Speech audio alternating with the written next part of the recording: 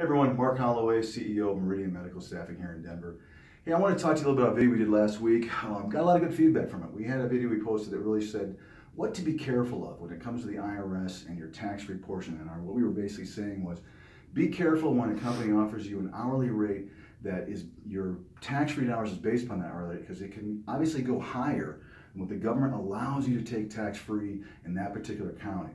So we got a lot of feedback, and it was a tough one because we were talking about IRS stuff, which no one likes to talk about. Everyone gets uncomfortable, and most people really don't know what the real rules are. So this week, we're going to do something a little bit different. We had a lot of feedback that do more. So you asked for it. Here you go.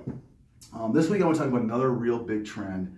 As you guys know, many of you know, I've been doing this for 19 years, and this is not the way it used to be. But last half a dozen years or so, more and more companies are offering you a low taxable hourly rate, and then they're lumping meals, incidentals, and oftentimes housing into a rate that is a lump sum figure. So this morning, one of my top recruiters again said, go pull some of those off. These are live, guys. These are out there right now. Here's some examples of what I'm talking about. We're talking about a situation here where they're offering $22.60 an hour, and then they're giving you a lump sum of $1,008 a week. They're not really talking about what this incorporates and what it made up of. I'm going to show you an example how I think this is obviously a combination of meals and incidentals and housing combined. But this is really common. Here's some more examples down here. This company's done it a little differently, so I'm just kind of showing you some different ways that companies present this. They've taken the rate and they basically made it 50-50, 50% taxable by $1,071. My assumption is that they actually have taken this gross net, gross lump sum figure and divide it by the number of anticipated hours they're expecting from you per week, either 36 or 40. But it's a gross amount and a taxable amount. But here's the tax-free portion, clear as a bell. It's $1,071 tax-free. Many more examples of that, where you can see, a taxable rate plus a lump sum. You've got a taxable rate down here plus a lump sum. This company back down here, this company actually does things differently. They actually have set a taxable rate, and they've broken it down with stipend for housing and a stipend tax-free for meals and incidentals. So again, just different ways of showing it. We've got example after example after example of these different ways that people are showing this. Again, this is not a judgment call where I'm saying this is wrong. Please don't misunderstand this. This is just, I want you to be aware of what you are signing off on. And the last thing, I'm going to use this example right here for this top one. This company is saying $21.50 taxable. They're actually brazen enough to sit there and show you, clear as a bell, that they're only paying time and a half of that taxable income, which is incredibly low. I can't understand why anyone would even want to work overtime or call back or holiday for that. But again, here's a lump sum of $903 per week. I want to use this example to walk you through two different ways to do it, just so you're educated. So let's take their example. We're going to use this one because it's easy for me. You've got an hourly rate of $21.50 per hour taxable income. Super. Again, I'm not here to sit there. I don't want you guys to go all off on whether or not this is the right or wrong way. This is simply their way of presenting it. You can choose to take this offer or not to. So this is not an IRS call. It's a payroll call and a compensation call, I should say. They're also offering an additional $903 per week tax-free income. So let's do the math on that. So if you've got $21.50 times, we're going to use an example of this in both of these as 36 hours. So in this example, you've got $21.50 times 36. I'll just do the math for us so I make sure I'm doing this right. I'm having this. So here we go. So $21.50 times 36 hours a week is $774. So this figure times 36 is $774 per week, based upon a 36-hour work week. If you add these two compensation figures they're going to give you together, you're going to come up with $1,677 per week, put a dollar sign there, of gross income. Guys, again, this is not a tax discussion. This is what they're saying. If you work 36, this is the gross amount of money you're going to make. Okay, I have no issues with that. Looks good. Let's talk about Company B, but before we do, let me go back to this and I want to explain something to you. Of this $903 this company is offering you, we have to assume, because there's no way you guys are going to take an assignment for $21.50 an hour, that this is a combination of housing and the other portion of your hourly rate that they're going to make tax-free. So to make my life easier for today's example, I'm going to assume that $8.50 times 36 of this, which gives me a nice even $30 an hour to work with, that's part of your hourly rate. So we're going to do the math for company B, and we're going to assume $30 an hour. We're going to reduce this by that extra $8.50 so it's really fair, and I'm going to show you how a company should offer it to you. Here we go. This company is offering $30 per hour, and again, this is a taxable income. Companies like us can choose to take that and then subtract out and pull out the tax-free portion, and then they're going to get taxed on the remainder, which is the right way to do it. Again, a topic for more discussion on our day. But let's do the math on that. Let's reduce that weekly tax-free and say now the housing, the tax-free stipend, I don't need to write that down, but the additional this company is going to give you is $597 per week tax-free, right? If you do the math on this, 30 times 36, that equals 1,080. You add in the 597. Here, what a shock! It's $1,677 per week. My handwriting's really bad. I should have warned you that beforehand, right?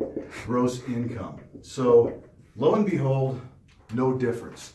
Guys, again, please don't misunderstand me. I am not trying to tell you that one company's doing it the right way or the wrong way. I just want to make you aware of what you're looking at. I want you to think about stuff that you may not normally be thinking about. Because most recruiters are going to explain this to you as, by the way, it's 36 hours. They'll do the math for you, and it looks exactly the same, because guess what, gang? It is. There's no difference. But let's talk about what happens when you work an extra hour, because that's common, right? You've got, 3 shifts, and you've got 2 times when you were there an extra 15 minutes, and 1 time you're there extra half an hour for changeover. So let's talk about what happens when you work a 37th hour, right? In this case, you're going to get an extra hour at $21.50 an hour, right? It's pretty simple. So if you take $21.50 times 37 hours, in this case, I'll do the math, I'll show it for you. This is going to equal $795.50 taxable income. Great. Again, you worked an extra hour, your income went from $774 to $795, another $21.50 an hour. You're going to get taxed higher than that. Please, guys, don't turn this into tax questions. This is simply a compensation issue. Well, my question for you is, what happens to that $903? Now, again, just to be fair, I'm sure there are companies out there that put something in writing that says when you work more than 36 hours, we're going to increase that. But guys, I'm not seeing that. And my nurses and my recruiters' nurses are telling me they're not either. What they're saying they're seeing is they're seeing just that 903 taxable, tax-free income, right? So you do the math on that. This week you worked an extra hour and you made make sure I do this right, $98.50 gross income. We're just talking gross dollars for working that extra hour. Doesn't look bad to me. Maybe it does. Let's take example of company B, and let's talk about how they're going to do it. They're going to pay you $37 an hour times 30 bucks an hour, right? So in other words, you're working that extra hour. So let's do the math on that. 37 times 30. You've got $1,110. Did that backwards, but you get the gist. Again, you work an extra hour, you got a higher taxable income, you get taxed higher than that. This company is going to add in just that housing because they've obviously incorporated the tax-free portion of your hourly rate into that. For company B, you got $1,707.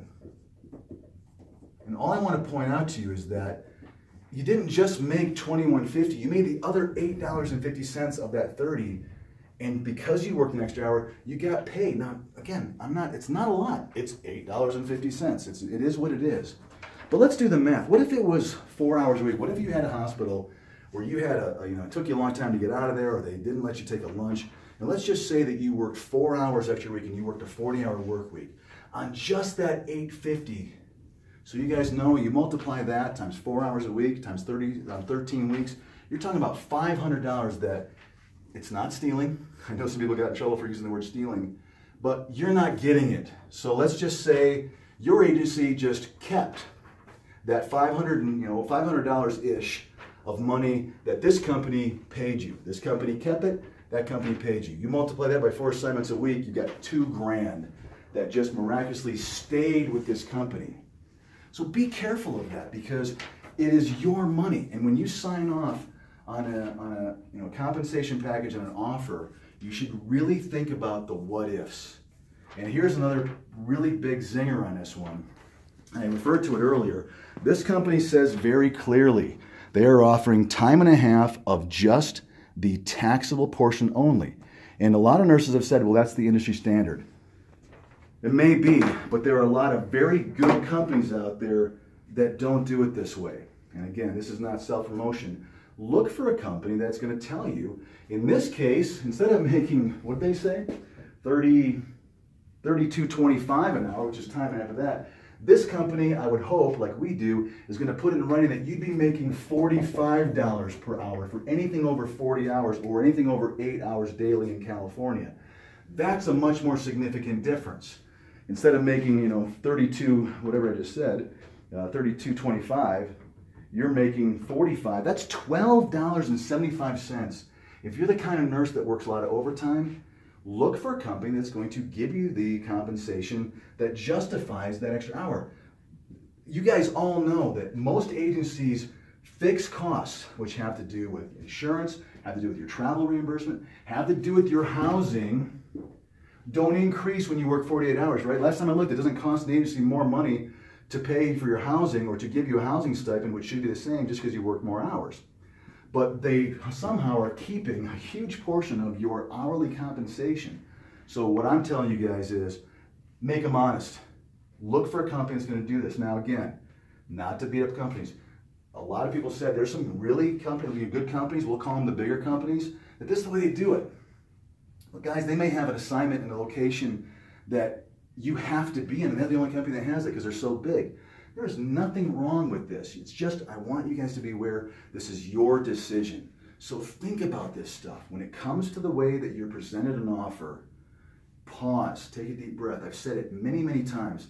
When you decide to be a travel nurse, the second most important thing after learning how to save lives or bring lives in the world or make people better is you should understand the financial aspects of being a travel nurse. If you don't, you need to, because this is big bucks, right? $2 grand a year. If you end up working 4 hours extra a week, that's a lot of money, and it's your money, and it shouldn't stay with your agency. So let's get some feedback. Again, I just want to make you guys aware of this stuff. A lot more to come, and we're going to talk about a lot of different topics that you guys have asked me to cover. And as you know, I am willing to open the doors on anything. There's nothing hidden, and it shouldn't be. So we appreciate your time today. We'll talk to you soon.